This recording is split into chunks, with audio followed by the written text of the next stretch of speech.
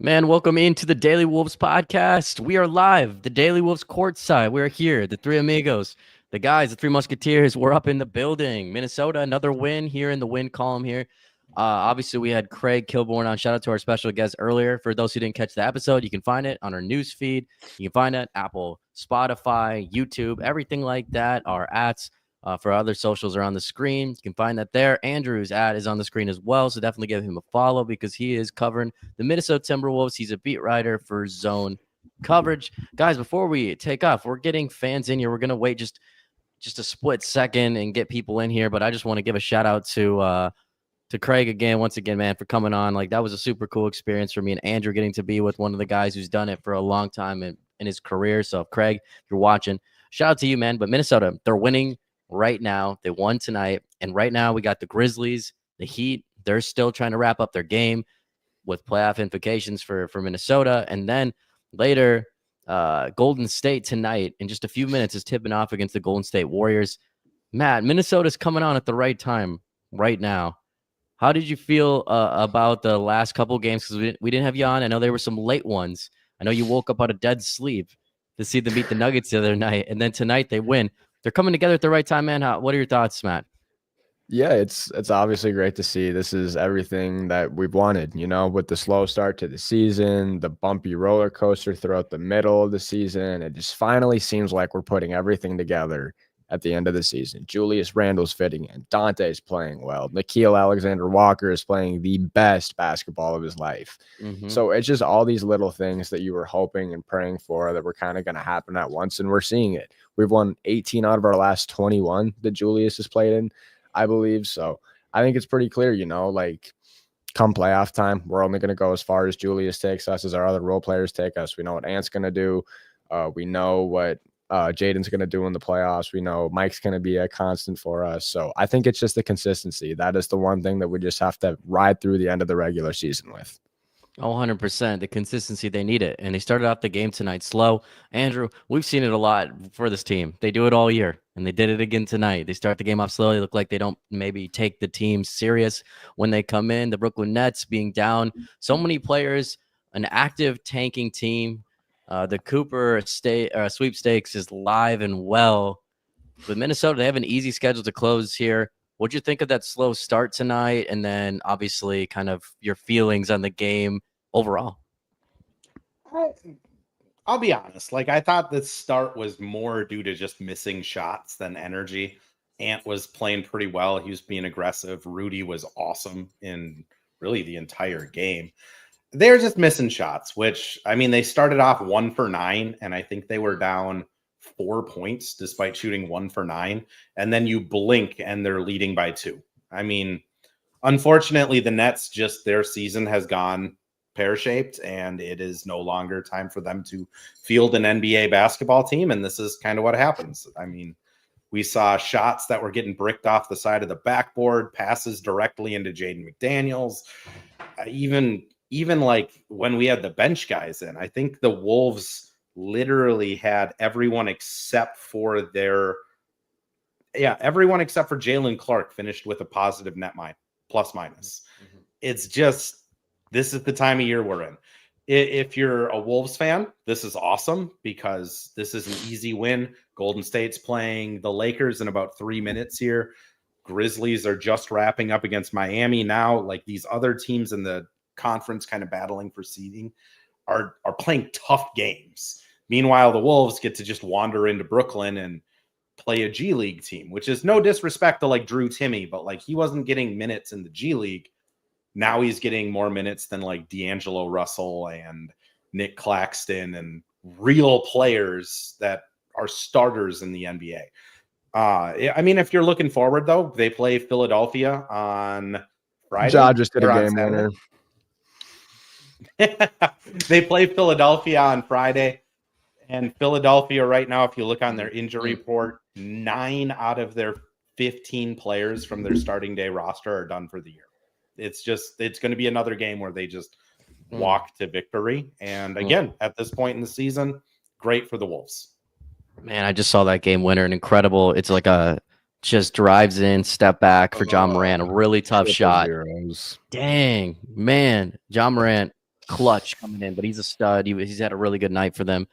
But yeah, it's going to be crazy to see everything. Obviously, Philly, a lot of players out, so Minnesota getting an easy pass potentially. Now, obviously, all year Minnesota, they look at this, they come in, they goof around, and they just get cooked. So, I mean, I don't know. Again, even though we won tonight, we took care of business in Brooklyn.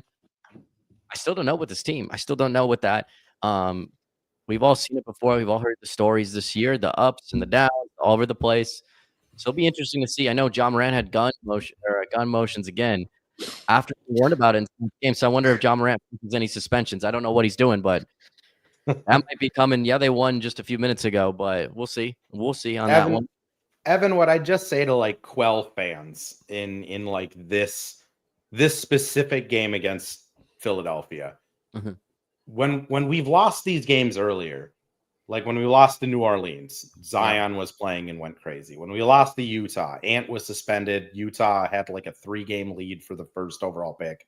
Like Philadelphia needs to lose this game. If they win this game and we beat Brooklyn tonight, Brooklyn gets a game closer to taking the 5th overall pick instead of the 6th. Like the difference is that these coaches, I mean, look at D'Lo tonight. He played 14 minutes. Nick Claxton played 24. Like these coaches understand the assignment, even though they're never going to admit it. Like that's what this Philadelphia's game is going to be. Philly, if they're close at halftime or the end of the third quarter, you're going to see a bunch of guys that we've never heard of. They might take raffles from the fans and have fans come out on the court. The disrespect. Hey. It's true though. Like when we lost those back-to-back to Portland, and like Portland was not viewed as a good team, they still had Jeremy Grant playing. They still had like professional NBA players playing. At this point in the league, like it's the biggest issue the NBA has is there is no incentive for any of these teams to play like actual starting caliber NBA players. Now, if you were worried about a trap game and last game of the season against Utah, seeding's probably set by then. You could see them play really hard, play all their guys, try and finish the season on a positive note. Same with the second to last game against Brooklyn. I could see the same thing. If Brooklyn's locked into a seed, we might see D'Lo play 40 minutes and like an actual competitive game. But until that seeding's locked, I mean, it's really the only reason you shouldn't bet on it is because there's an over-under. And like we don't know if they're going to win by 5 or if it'll be 40, but I would guarantee a Wolves win. I like it. Matt, there's another player who I think tonight was an all-star player tonight who's been absolutely on fire the last 5 games. I think his play is something, if you're going to the playoffs, if you're a Wolves fan, you should be really excited for, if you're listening, if you're watching right now. And that's Rudy Gobert, because I'm seeing the Rudy Gobert we saw in the Utah Jazz, the 4-time defensive player of the year, the stud, an all NBA type of center, the guy who earned the Supermax contract, 21 points, 18 rebounds for Gobert. I mean, he was absolutely just incredible tonight. He's been awesome these last few games. He's dominant on both sides of the ball. I think Minnesota's figured out how to kind of get him the ball. He's getting more lob dunks than he's ever had before. He's not dropping as many passes, Matt. He's not bobbling the ball like we've seen before. But it just looks like Minnesota's incorporating him. They're running plays for Rudy Gobert to get him involved in the beginning of the game. And that's so important. Whenever he gets involved in the beginning of the game, it literally snowballs on both ends. And he just becomes an impactful two-way talent. And you're seeing it, Matt. Yes, absolutely. And Rudy Gobert, I feel like he's one of those players, like we saw it earlier this year against, I believe it was the Raptors. When you don't get him the ball or you don't really look for him, he gets very disengaged on both ends of the floor very fast. And I feel like, it is hard when you have a team with as many offensive players and offensive weapons as we do. You have Ant, you have Julius, Jaden's now found his offensive game. Nikhil, he's starting to play amazing on the offensive side of the ball. Mike's hitting his stride at the right time. So I feel like It's great to get Rudy touches, but my big thing is just how consistent can it be come playoff time? Because I love seeing Rudy play great. I love seeing Rudy drop 20 and 20, 20 and 15. And I think this is something that we should take and run with, that high pick and roll, instead of waiting for Rudy to get past the free throw line and throwing a laser 100 miles an hour at him. Get him the ball. Try to let him play make, because I'm not going to lie to you, I've been thoroughly impressed with Rudy's playmaking. Sure, it's just like a catch, turn, pivot, find the open guy, but it looks beautiful. It's great, and it's the right play. Then that's the most important part. If the shot doesn't fall, whatever, but Rudy Gobert made the right read, and he made the right pass, and hell, he caught the ball. So I feel like it's just the consistency. It's just how can we continue to get Rudy Gobert involved in the offense in a positive way where it positively impacts us and him as well. Yeah, and the ceiling when Gobert is playing like this, it just increases. You're looking at another team who's a deep playoff team with Gobert playing this way. We haven't seen it for a lot of the year. Now he's coming out and he's playing like this. Julius Randle to start the season was slow as well, but he's starting to turn around as well, Andrew. And so you're looking at these two players that have really started to make an impact here. And then slowly you see it creeping back to that team we saw last year going to the Western Conference Finals.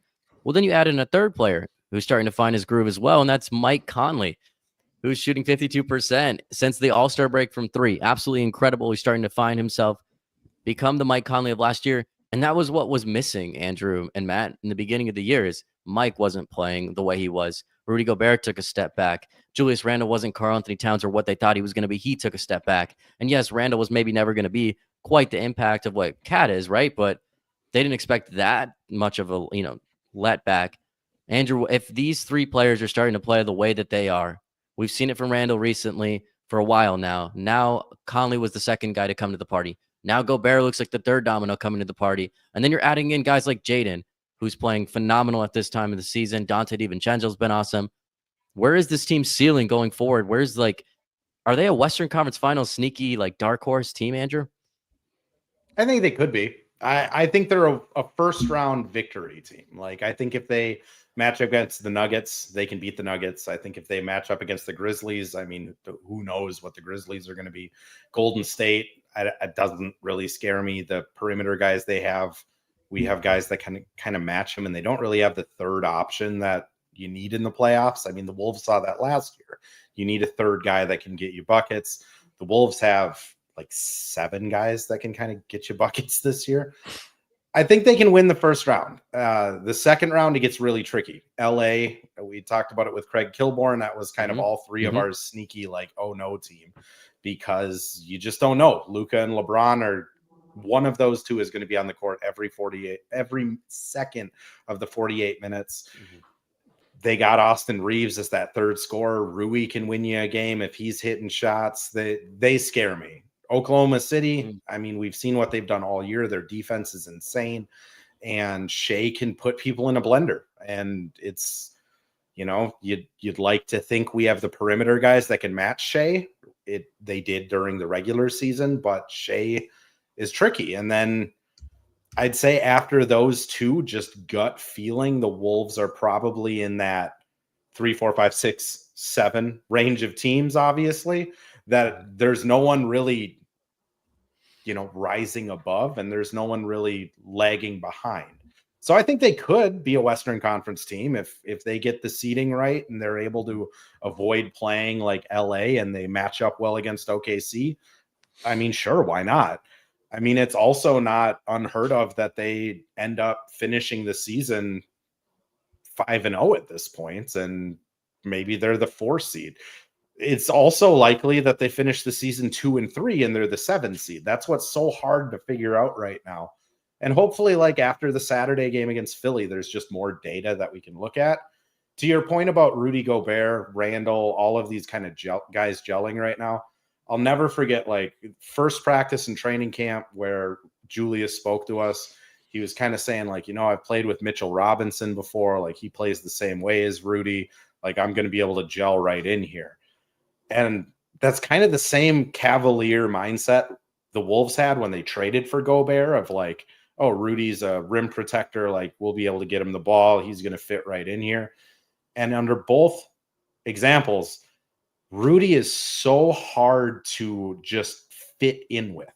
He likes the ball in specific spots. He needs specific actions run for him.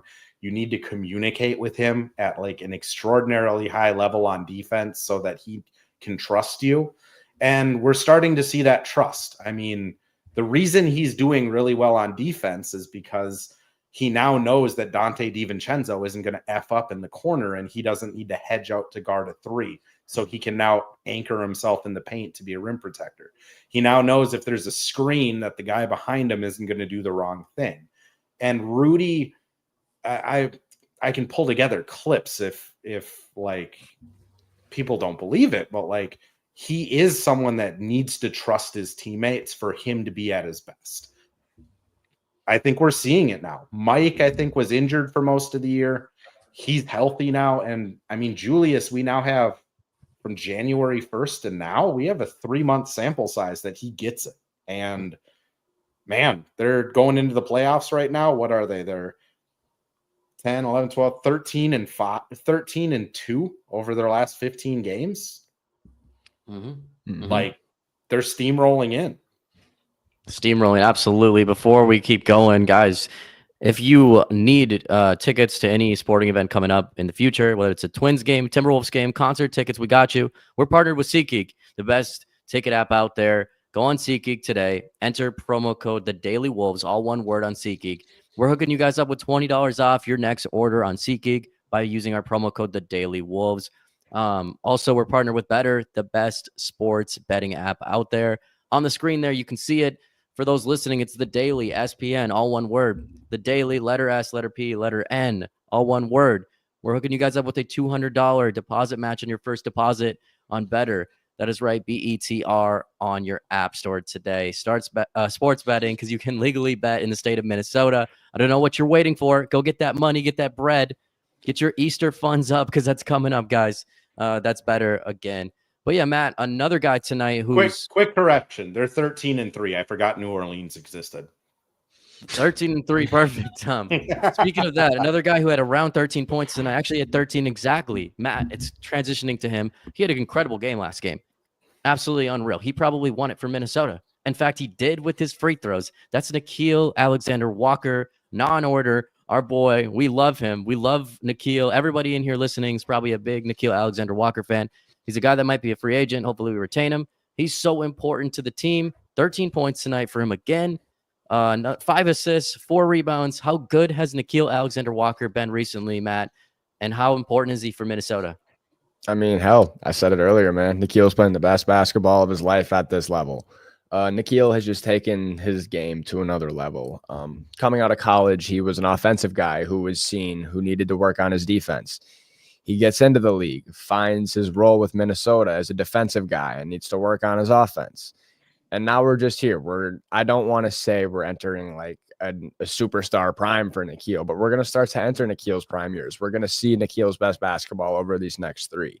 And just on the topic of Keel being a free agent, I actually saw this clip from Phil Mackey today, and it was talking about our 3 guys that we do need to re-sign in free agency, or just what we're going to do, with that being Nickeil, Naz, and Julius, you know. And if you guys saw the clip, it was definitely kind of debatable. Phil ranked it Nickeil 1, Julius 2, Naz 3. And I know a lot of Minnesota fans are going to feel some type of way about that, but I did start to think a little bit about Nickeil possibly being at 1, you know, because how many players in the NBA are an eighth man, but can go out and get you 20 and get you 5 boards, 5 assists, and guard the best player for 40 minutes of the night. Nickeil is probably the only one that comes to mind, unless I'm forgetting somebody, but you don't find players like Nickeil that often. Nickeil is one of those players that wins you championships. So I think that come off-season time, I think Nickeil might be one of the priorities. You might prioritize him over Naz. I'm not an NBA GM. I don't do any of this for a reason, but just from the fan perspective and what I have seen out of Nickeil this year and last year, we have only seen Nickeil continue to get better and better and better every year. So I see no reason why the trend wouldn't continue for Nickeil. But yeah, I think that obviously Nickeil, very, very important over these last few games to our winning stretch. But big takeaway is I would love to see Nickeil back in Minnesota for another 2 to 3 years. What do you think he's going to get kind of paid, Andrew? If we're going into the offseason, what's kind of Nickeil's market and your feeling of what we've seen of Nickeil this year? If this was 2 years ago, before the second apron stuff started, I would say he's probably an $18 million guy right now. I mean, he's reliable. He's dependable. He doesn't get into trouble. He's like a really good person. He's really good in the locker room. He's super thoughtful. He's a Swiss Army knife. He blends. You could put him on every single team in the league and he would blend it. Whether it's playing next to Steven Castle and Chris Paul in San Antonio, he could play small forward. Like, that's where I'd put his value at. With the apron stuff, though, I mean, Tyus Jones played on the veterans minimum this year. He could be a mid-level exception guy. Like, he could be 12 million on Boston next year if Boston makes some moves to get under the salary. Mm-hmm. I mean, to echo Matt's point, I mean, he's so needed for this team. He's such an he's under talked about as like a leader because he's a quieter guy.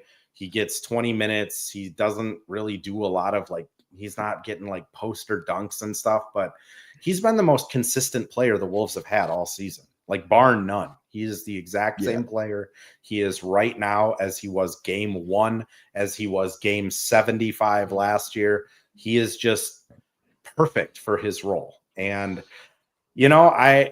Nickeil likes playing here. He's said a few times on record that Minnesota has saved his basketball life, that he loves Chris Finch. He loves the team. He likes the city. I believe him and his significant other bought a house out here last summer. He likes being here. I think the only thing that might sway him to go elsewhere is if he is frustrated by his role, which I am not reporting. He has never once said it. Like, he always says about how he values being a role player and how much he loves playing on this team. But he could start on 15 teams. And I just don't know if Keel is the type of person that would sway enough to move cities. I think the Wolves will want to keep him, though. I mean, Jalen Clark, we can transition into him. Only 5 minutes again tonight. He made a couple pretty egregious mistakes on defense where it looks like he didn't rotate correctly. And that's the type of stuff that when you're in that 9th, 8th man rotation spot, you can't do. This team's too talented. They have too many weapons they can put in that spot. And if Clark is starting to show some of that, the signs of his age and just inexperience, Nickeil's just value goes up even more here. Last thing, just on Mackey's point, I think I honestly think you can list all of these guys as number 1. Julius needs to opt in. He is the most important opt-in this offseason, bar none. Because if he opts out of his contract and leaves, we lose $30 million that we can't spend on a free agent. You can't use that money. It just poofs into thin air and disappears. Julius needs to opt in or resign. Nickeil, we need him. Nas, we need him. The play this offseason is probably to try and get all 3 of them on hometown discounts. No, yeah, you're 100% right. People listening right now, he's spitting facts. You have to have Randall opt in. That's the most important thing. I think a lot of people think, oh my God, I don't want Julius Randle to opt in. Oh my God, how are we going to pay him if he opts in? It's the end of the world because Nas and Nickeil are gone. It's guaranteed. No, you need Randall to opt in. Again, you will lose that salary. You don't have anything to trade. You need that if you're going to go out and you're going to make a trade, or you want to run it back for one more year and kind of see what's up. There's a lot of different things you can play around with, but you need Randall to opt in. That's number 1. 2, Nas Reed and Nickeil, if one of them decides maybe to take a hometown discount, maybe both do, but even if one of them do, that could change everything as well. We've seen players in the past like Rudy Gobert, Mike Conley take discounts in the past. Nas Reed actually in the past has taken a hometown discount because they want to be here. Now you're seeing the trend in the team that other guys are doing it. Players see that. They notice that. They want to be around those guys. The New York Knicks, they're known for that. Maybe one of these players takes a discount and maybe it's not as bad as we think because this team really does love Nickeil. Like you said, Andrew, Minnesota kind of revived his career. He might feel some type of way, loyalty towards these guys, towards this team. And then you have obviously another guy like Nas Reed, who I mean, Mhm. everyone in Minnesota loves him. He knows that. He's on billboards. He's at a pizza shop. Like there's towels for him. There's a bobble. He had his own bobblehead night this year. Naz Reid loves it here. He loves it here, and their best friends are all here. I think you saw the relationship between Anthony Edwards and Nickeil Alexander-Walker, Matt, last game. They love each other, man. And this team, they're just vibing at the right time. They're really vibing at the right time, for sure. How much money do we think Naz deserves? I guess. What do you think on that, Andrew? Kind of the same thing. If this was 2 years ago, I think some team goes out and pays him. I guess what I would look at is kind of like Austin Reeves. I feel like they're pretty similar. Like Austin Reeves is a little bit younger, I believe, but like probably that like 24 to 28 million dollar range is probably where Naz is at. He's had enough of a track record, sixth man of the year. He's come from undrafted to borderline starter. He is, even though he's streaky, he does consistent things. Like he consistently doesn't turn the ball over. He consistently usually gets to the free throw line. I think if you gave him more opportunity, he'd be fine. So like I think 22 to 28 maybe is probably fair. I've floated it out a couple times on Twitter of just all it takes is one team though. Brooklyn is going to have over $100 million in cap space. Naz is from New Jersey. Does Brooklyn say, hey, we're going to give you 2 years, $85 million.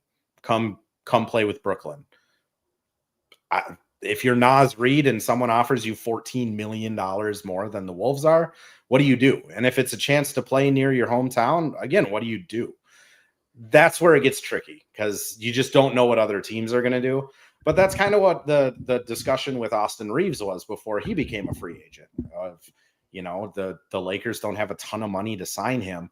All it would take is one team to just outbid the Lakers by like $8 million. And then the Lakers are kind of screwed. They either have to bite it or they have to pay him. And no one offered Reeves that contract. So, I mean, Naz is also a hard dude to get a read on because he's very soft spoken. He has always said he loves playing here. He lives here in the off season. He doesn't travel. Like, I think he legitimately likes being in the city. Who knows? Maybe he's the type of guy that would sign. I mean, the last time he signed with us, he signed before free agency even opened. He didn't even test the waters. He was just, yep, I'll come back. So if there's one guy that would come in and take a discount, and who knows, it might be Naz. I also feel the same way about Nickeil. I wouldn't be surprised if both of them take a discount. I feel like too, even just like to like the point with money too, just with people kind of worried about, oh, if we do lose one guy, if we do lose Naz, because I feel like you said, Evan, just the loyalty, what we've done for Naz, what Naz has done for us, like there's such a love that has been built between Minnesota and Naz, So this is just, we've talked about it all year. You trade Cat, the Wolves are going to hand Naz a blank check and say, what do you want? Obviously, like you said, Andrew, that $22, $28 million range or 24, 28, that's ideal. But at the end of the day, I feel like, we're going to go into next season with Naz Reid. Maybe as our starter, maybe not, who knows, but Naz Reid will be on the Timberwolves next season. I like that for sure, guys. We got Philly coming up Saturday. And then they have Memphis, Brooklyn, Utah. There's a few games left, 5 games. Before we kind of wrap up and we get out of here with everybody, I got to get your guys' opinions. Since there's the 5 games, I just named the teams. I'll name them one more time for you. Philly, Milwaukee, Memphis, Brooklyn, Utah. What is your prediction in the next 5 games? What do the Minnesota Timberwolves, how do they do in the next 5 games? Matt, I'll go with you. 5-0? Okay, Matt's going 5-0. 5-0 tell it ain't, man. 5-0 tell it ain't. We love it. Andrew, what are you going? 4-1. And it's going to be a frustrating 4-1. This team has done it all season. I think Milwaukee, they wake up for because Giannis is there. I think Memphis, they wake up for because they're going to know the seeding implications. It's national TV. It could be the difference between the 5 and the 6. Like, they're going to come.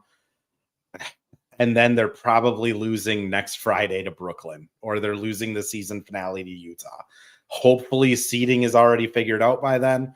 But like the Wolves at home, when there is a team that they should beat, and we don't know if if Brooklyn True. has their lottery odds stacked or figured out already by then, we might see 40 minutes of D'Lo. We might see a competitive team. Fernandez might actually go out and try and injure someone. Who knows? Yeah. But I think it'll be 4-1. And honestly, 4-1. I mean, if you look at Golden State schedule, if you look at LA's, if you look at Memphis, 4-1 probably gets you out of the play-in and might even get you to the 5 That seed. might get you to 5. Yeah. Yeah. I look at it too is the game versus the Grizzlies on 4/10. That is the game to watch out for if you're a Wolves fan. Mark it on your calendar right now. Cancel all your plans. Get off of work early. It's going to be crazy. Get all the booze too for the celebration or to cry, because that might come down to that game, whether the Timberwolves are in the top 6 or they have to go into the play-in tournament. It's going to be crazy. Of course, we could have done it any other way. We could have made it easy. We could have been last year's team. But remember, we're a Minnesota team. We got to go down to the end of the wire. It's been great having you guys on. It's been great for everybody. Real quick, joining Evan, us today. because Cash has been talking. He wants to know what we think Memphis will go. I'm just going to, real quick, they play at Detroit, at Charlotte, home against Minnesota, at Denver, home against the Mavericks. I think they probably go 2-3. They're in an absolute free fall. 2-3, yeah. Ja might get suspended for his, I mean, he literally got fined today for doing gun motions. Does it twice tonight. Like, I think it's 2-3. They are just in an absolute free fall. If